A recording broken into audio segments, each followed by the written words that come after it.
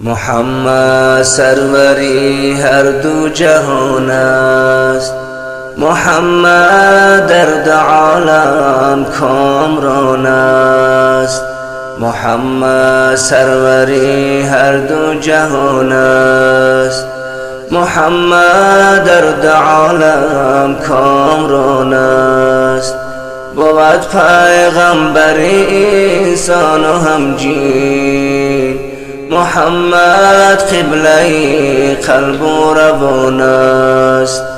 بود پیغمبر انسان و همجین، محمد قبله قلب و روان است. زی وردی و بس دلها به شوق است، زی نامش ذوقها بر جسم و جان است. گهی اسرا زمین و بحر و بردی، به معراج عرش اعلی شاشان است. محمد سروری هر دو جهان است، محمد درد عالم کامران است. محمد سروری هر دو جهان است، محمد درد عالم کامران است.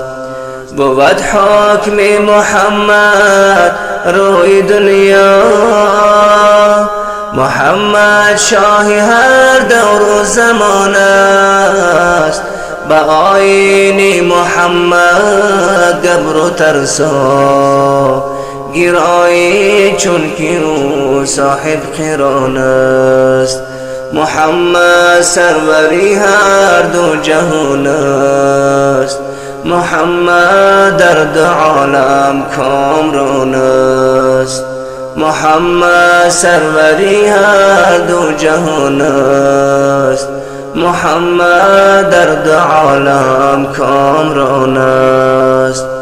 بود شرعش همه اخلاق و احکام، در آن اکرام و فضل و شان و شان است.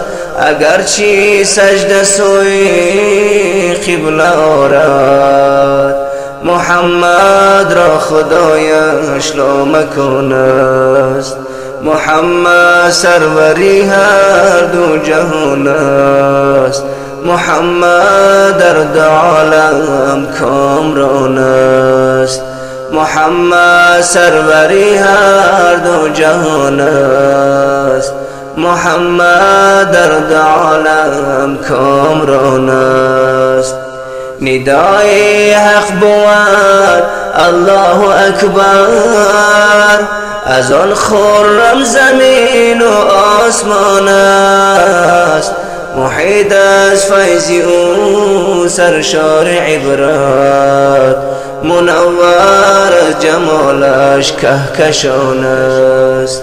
محمد سروری هر دو جهان است، محمد درد عالم کامران است. محمد سروری هر دو جهان است، محمد درد عالم کامران است. بکن مولا ز خاکش سرمه چشم، که کهل چشم تو این خاکدان است. بکن مولا ز خاکش سرمه چشم، که کهل چشم تو این خاکدان است.